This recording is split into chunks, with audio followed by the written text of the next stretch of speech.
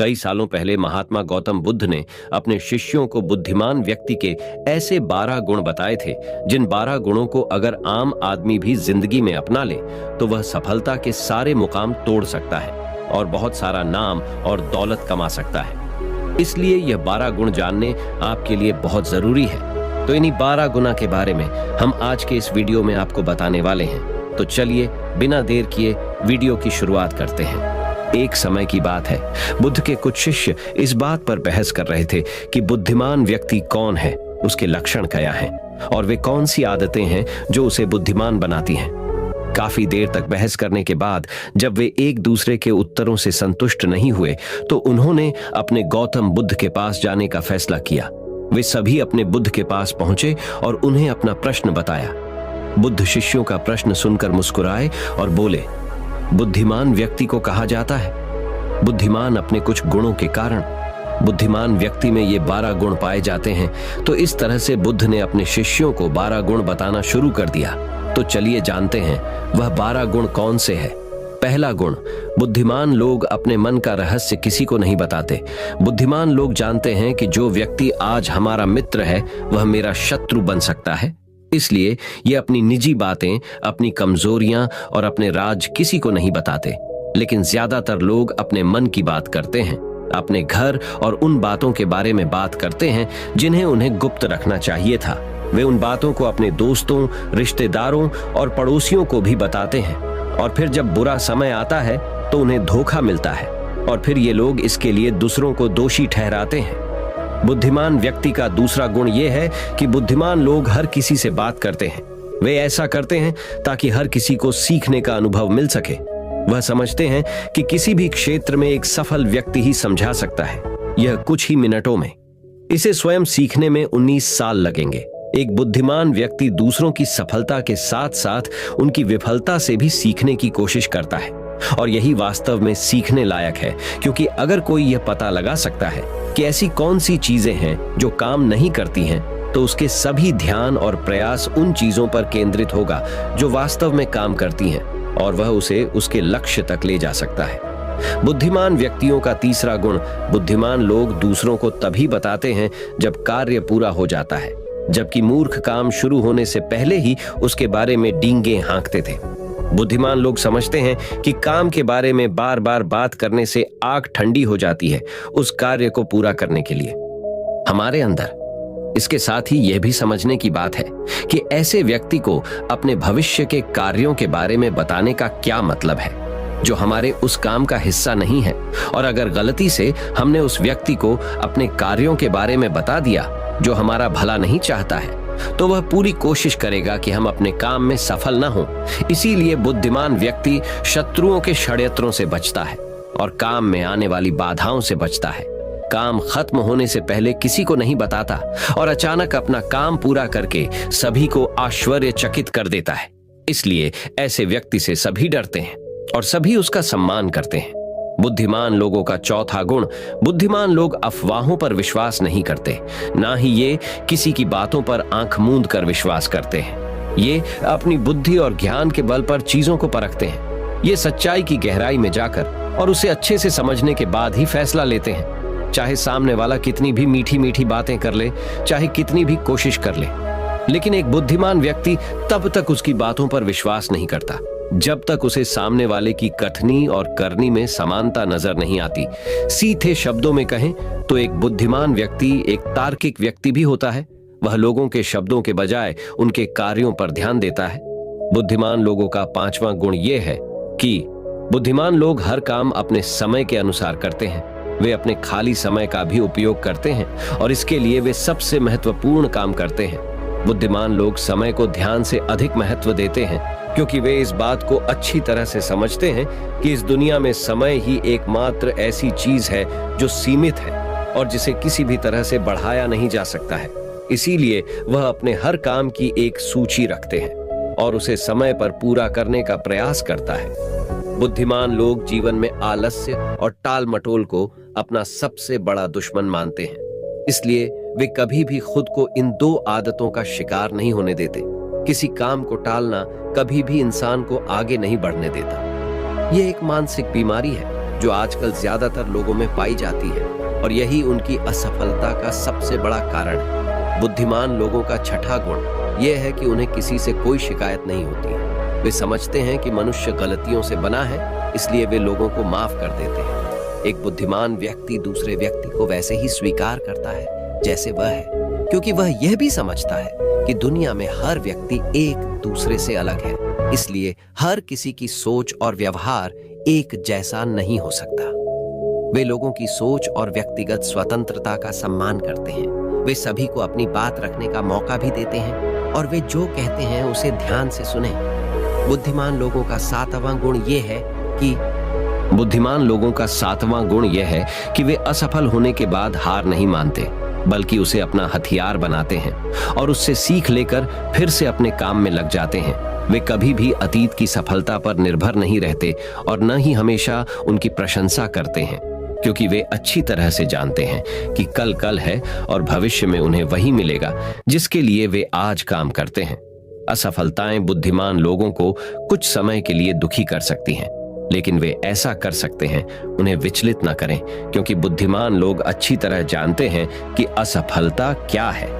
सफलता से पहले सीखे गए सबक के अलावा कुछ नहीं, जो उन्हें उनकी गलतियों और कमियों के बारे में बताता है, जिससे सीखकर वे अगली बार और अधिक सटीकता से प्रयास कर सकते हैं।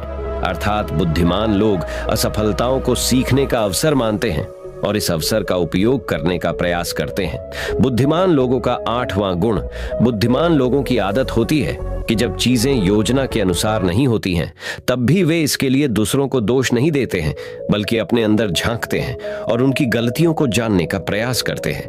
वे उस कार्य को पूरा करने के लिए और अधिक मेहनत करने की कोशिश करते हैं। बुद्धिमान लोग कभी भी दोष देकर बचने की कोशिश नहीं करते हैं, बल्कि अगर उनसे कोई गलती हुई है तो बिना किसी डर और शर्म के सबके सामने अपनी गलती स्वीकार कर लेते हैं, क्योंकि वे समझते हैं कि गलती स्वीकार करने के बाद ही ऐसा हो सकता है सुधारा जाए।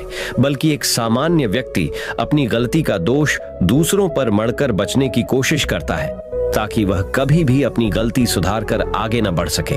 साथ ही ऐसा व्यक्ति अपने जीवन की असफलताओं के लिए हमेशा दूसरों को जिम्मेदार ठहराता रहता है और कभी भी अपने अंदर झांकने की कोशिश नहीं करता।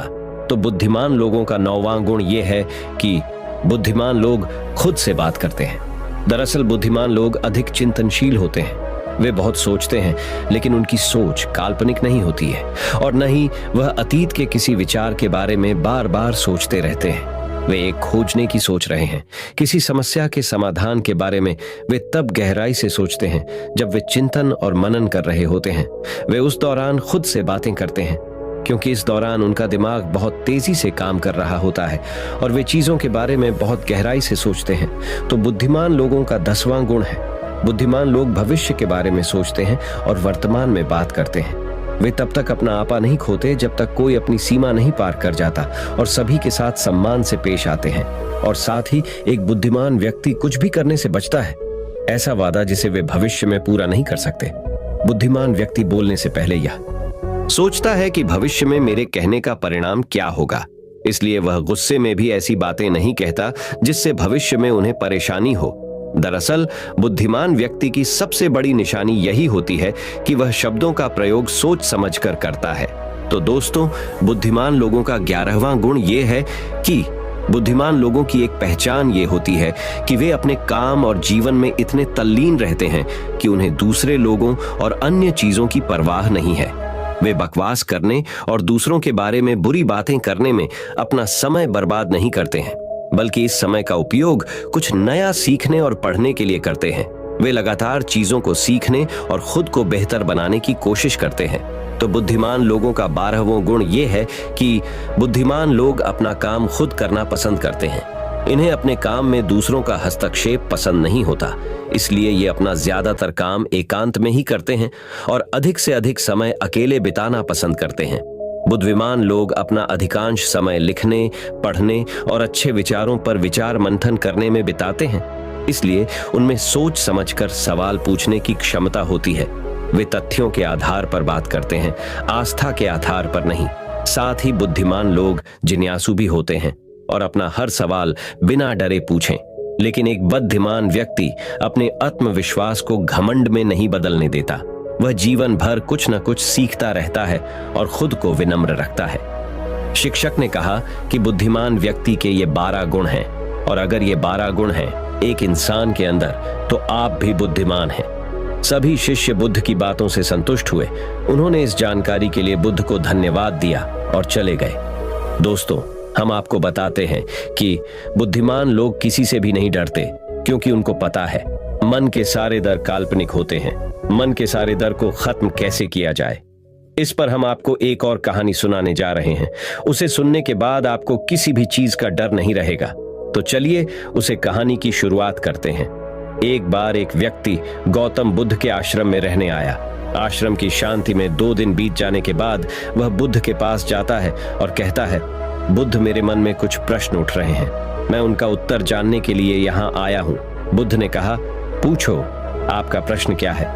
उस आदमी ने कहा, बुद्ध, मैं अपने जीवन से बिल्कुल भी खुश नहीं हूँ। दुखों और परेशानियों के पहाड़ ने मेरे जीवन को नर्क बना दिया है। मेरे जीवन में कुछ भी ठीक नहीं चल रहा है। मैं जानना चाहता हूँ कि मेरे साथ ये सब क्यों हो रहा है। मैं इतना बदकिस्मत क्यों हूँ? बुद्ध ने कहा, सबसे पहले तुम मुझे बताओ कि इसका कारण क्या है। आपके दुख के लिए वे कौन सी बातें हैं जिनके कारण आप इतने परेशान और चिंतित हो गए? बुद्ध के प्रश्न पर कुछ देर सोचने के बाद उस व्यक्ति ने कहा, यह कैसा प्रश्न है?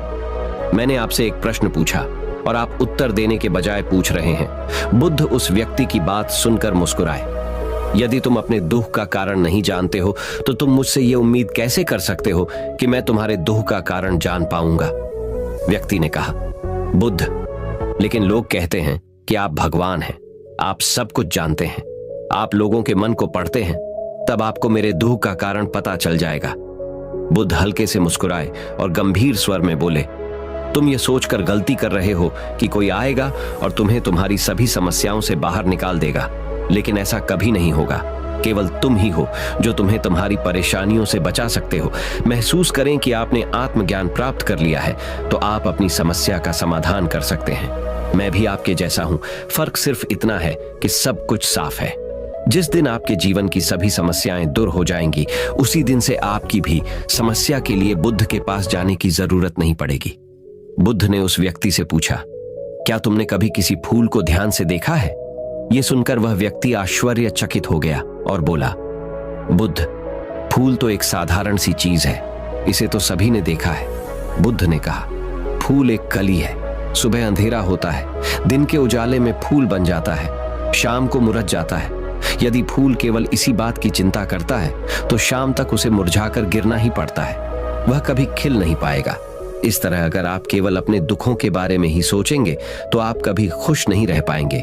इसलिए मैं आपको बताना चाहता हूं कि आपके जीवन में अभी भी बहुत सी चीजें हैं जिनके बारे में अगर आप बारीकी से देखें, तो आप अभी भी खुश हो सकते हैं। आप उनके बारे में सोचकर मुस्कुरा सकते हैं। आप अंदर से खुश हो सकते हैं। आप अपने जीवन की कमजोरी के बजाय अपने जीवन के सर्वश्रेष्ठ पर ध्यान केंद्रित करें। यदि आप अपने जीवन में खुशी चाहते हैं, तो आपको इस शाश्वत नियम का पालन करना होगा, अच्छे पर ध्यान देना होगा और जीवन में सकारात्मक रहना होगा। मैं तुम्हें सिर्फ रास्ता दिखा सकता हूं। मैं तुम्हें दिखा सकता हूं कि उस रास्ते पर कैसे चलना है, लेकिन तुम्हें उस रास्ते पर खुद से चलना होगा। बुद्ध के ऐसे शब्द सुनकर वह आदमी कुछ देर तक शांत बैठा रहा।